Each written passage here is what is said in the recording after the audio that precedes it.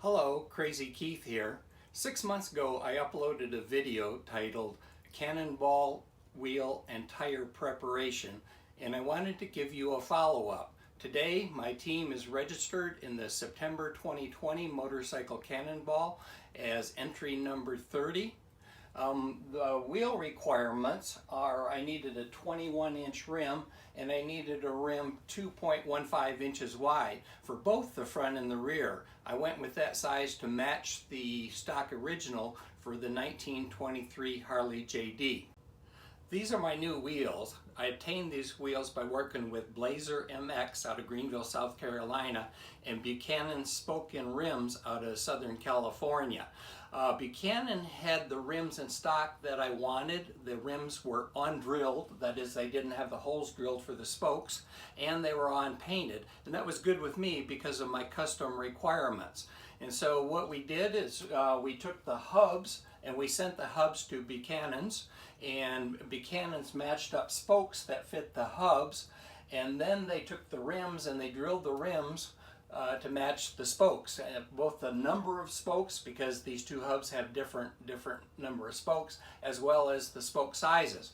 The parts were then all sent back to Blazer MX in South Carolina, and we had the rims powder coated. We went with Brewster Green because that's the color of the stock Harley Davidson JD, and then Blazer MX laced up the wheels.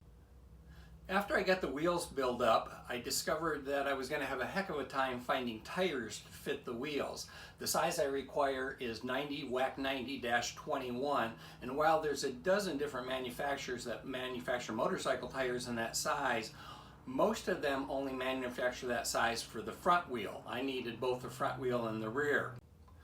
Now I toyed with taking a front tire and flipping it and putting it on, mounting it on the rear wheel, but that's against manufacturer's recommendations, and it also voids the manufacturer's warranty. Now, I'm not averse to taking risks, but I did come across these tires that are manufactured by Shinko, and they are not specific to the front wheel or the rear wheel. You can use the same tire on both.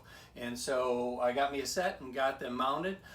They're a little bit more aggressive on the tread pattern, and probably be good if I ever have to go cow trailing. But I'm also looking at Michelin M45 tires. Now, the Michelin M45 tires are only available in the European market, and so right now I'm searching for a vendor who will ship those tires to me from Europe.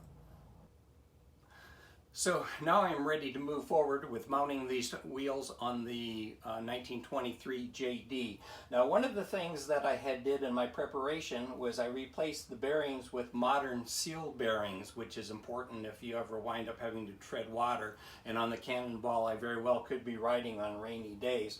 And so I'm going to have a new axle turn that fits these bearings. Also, too, you'll probably notice that I'm going to have to install the brake hub. So there's a brake hub that goes on the one side, and a sprocket that goes on the other side of the wheel. Now, this is the rear wheel, and for the front wheel, I'm going with the YZ360 hub because that has a brake in it. As you may recall, Harleys did not have front wheel brakes back in 1923. This hub, which offers a brake for me, comes from a YZ360. And with that, we're getting close to having this 1923 Harley Davidson JD motoring on down the road.